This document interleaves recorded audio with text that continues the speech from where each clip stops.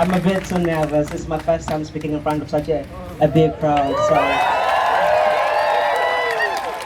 So I will get straight to the point.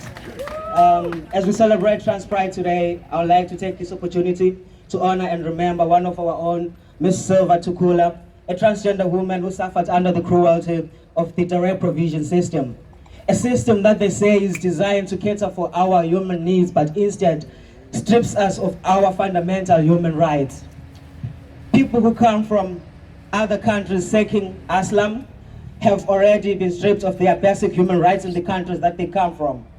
For instance, Linda Chamane, a South African transgender woman, was only 17 years old when she was gang raped. She had one of the men who raped her saying, "But isn't this what you wanted because you want to be a woman?" When she ran to the police station with her white jacket dirty and torn, bruises covering her body, she was greeted with a laughter. She walked out of the police station without reporting the issue that she has just been gang raped. So it's hard to imagine the kind of life that Miss Silva had to leave behind in South Africa. As trans people around the world, we are under an attack. We constantly have to deal with bigotry in our everyday lives, whether we are in direct provision or not. The asylum process treats us as if we are undesirables.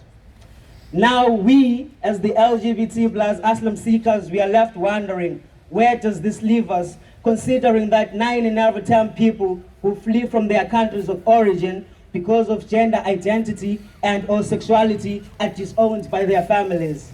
No doubt we are in a safe country, but the truth is we are not safe in direct provision, especially for non-binary and transgender asylum seekers because of our visibility and vulnerability. Sorry.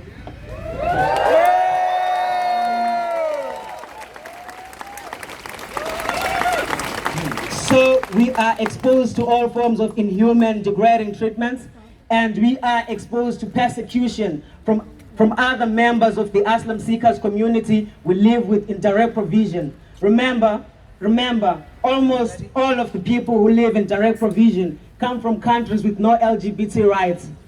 So we constantly live in fear, and those who are meant to protect us and or provide services are the ones who judge and hate us even more. When Miss Silva Tukula came here to seek asylum, I doubt she expected the kind of treatment that she was treated with. She, like every other asylum seeker, wanted protection, just protection. But instead, her dignity was stripped and undermined when she was forced to live in a direct provision center for men only. And again, in her passing, she was buried in the absence of her loved ones. I would like to remind everyone present here today that Pride is a protest, and we protest because we have issues that demand us to protest.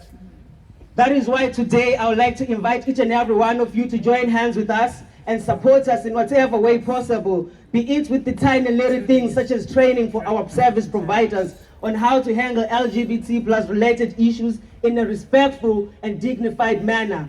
And I do invite you all to demonstrate in solidarity with asylum seekers by joining the call for a more human asylum process that upholds the respect of the fundamental human rights of people who seek protection in Ireland, and do call for an end to this dehumanizing system called direct provision. Thank you so much for this time. My name is Darren.